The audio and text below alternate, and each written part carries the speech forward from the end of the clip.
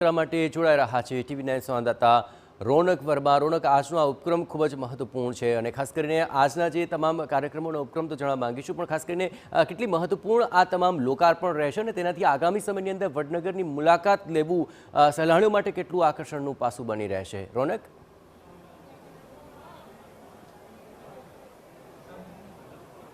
બિલકુલ જયેશ, વડનગર છે તેનો વારસો સમૃદ્ધ છે અને જે પ્રકારે આજનો કાર્યક્રમ છે અનાદિ જે પ્રકારે નામ તેને આપવામાં આવ્યું છે અને જે નામ આપવામાં આવ્યું છે ખાસ કરીને એ પુરાતત્વ વિભાગને લગતી બાબતો હોય।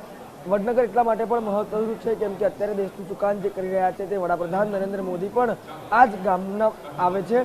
મહત્વની વાત એ છે કે તેઓ જે સ્કૂલમાં ભણ્યા છે તે સ્કૂલને પણ અત્યાધુનિક રીતે તૈયાર કરવામાં આવી છે અને તેનું પણ આજે કેન્દ્રીય ગૃહ અને સહકારિતા મંત્રી અમિત શાહના હસ્તે જે છે એ ખુલ્લી મુકાશે। આ ઉપરાંત કેન્દ્રીય શિક્ષણ મંત્રી છે તેઓ પણ હાજર રહેશે અને ગુજરાત રાજ્યના મુખ્યપ્રધાન ભૂપેન્દ્ર પટેલ પણ હાજર રહેશે। આ તમામ કાર્યક્રમો બાદ એક જાહેર સભાનું આયોજન કરવામાં આવ્યું છે।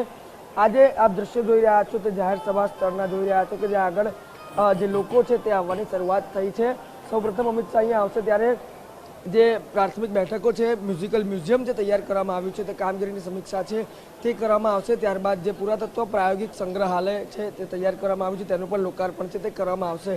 સ્કૂલની વાત કરવામાં આવે તો એઆઈથી સજ્જ છે તે સ્કૂલ કરવામાં આવી છે અને આ જે સ્કૂલ જે આજે ખુલ્લી મૂકવામાં આવશે, લોકો જે આગામી સમયમાં તેનો પૂરતો લાભ લઈ શકે તેવી પણ પ્રયાસો છે તે અહીંયા કરવામાં આવશે। કેટલાક લોકો છે અહીંયા તેમની સાથે વાત કરીશું। કાકા, કેટલા વર્ષથી તમે વડનગરમાં રહો છો અને હવે જે પ્રકારે વિકાસ થઈ રહ્યો છે શું કહેશો? વડનગરમાં છેલ્લા 25 વર્ષથી રહીએ છીએ અને વિકાસ ખૂબ સારો કૂદકે ને ભૂસકે વિકાસ થઈ રહ્યો છે। અચ્છા, વડનગર છે તેનો વારસો ખૂબ જૂનો છે, હવે વિશ્વ ફલક પર તે જોવા મળી રહ્યો છે અને વિકાસ છે। આજે અમિત શાહ પણ અહીંયા આવે છે, જુદા જુદા કાર્યક્રમમાં હાજરી આપશે, શું કહેશો? અમિત શાહજી આવે છે અને હજુ અમારો ગામનો વડનગરનો ખૂબ સારો વિકાસ થાય એવી આશા રાખીએ છીએ। 100% જે પ્રકારે લોકો અહીંયા વાતચીત કરી રહ્યા છે અને લોકો પણ છે તેમની સાથે વાત કરવાનો પ્રયાસ કરીશું। વડાપ્રધાન ખુદ જે શાળામાં ભણ્યા તેને હવે અત્યાધુનિક કરવામાં આવી રહી છે। આર્ટિફિશિયલ ઇન્ટેલિજન્સ જેના પર સૌથી વધારે ભાર આપવામાં આવે છે, બાળકો હવે અત્યાધુનિક શિક્ષણ લેશે, શું કહેશો? આજના જમાનામાં અત્યાધુનિક શિક્ષણની જરૂરિયાત છે, એના કારણે વડાપ્રધાન વિકાસ કરે જરૂરી છે। બસ બીજું કંઈ પુરાતત્વ વિભાગની પણ વાત હોય તેમાં પણ સતત વિકાસ કરવામાં આવી રહ્યો છે। લોકોને વડનગરનો વારસો જાણવા મળે તેવા પણ પ્રયાસો કરવામાં આવે છે।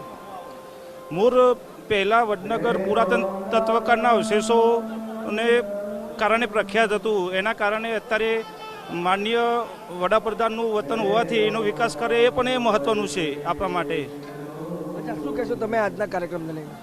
આજનો કાર્યક્રમ તમે જોઈ રહ્યા છો, બહોળી સંખ્યામાં પબ્લિક જે આવી રહી છે એ બદલ પબ્લિક પણ ઉત્સાહીને આવકારે છે। જેવા કે બીજુ સાહેબ એક ચર્ચા ચાલુ છે, કુકાવાડા તાલુકો બને અને વડનગર જિલ્લો બને, એટલે કુકાવાડા સૌ લોકો, ઘણા લોકો કુકાવાડાથી પણ ઘણા લોકો આવી રહ્યા છે આતુરતાની રાહ જોઈ કુકાવાડા તાલુકો બની શકે એવી।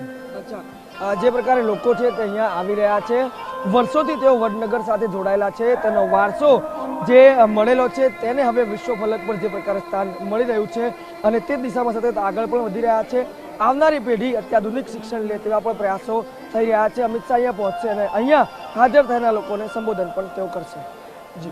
આભાર રોનક, તમામ ગતિવિધિઓ પર આપ નજર રાખતા રહેજો। તો રોનક જણાવી રહ્યા તે પ્રમાણે આજનો કાર્યક્રમ તો અત્યંત મહત્વપૂર્ણ છે જ, પણ પુરાતત્વ પ્રાયોગિક સંગ્રહાલયનું આજે જે લોકાર્પણ થશે તે બાબત અત્યંત મહત્વપૂર્ણ બની રહેશે।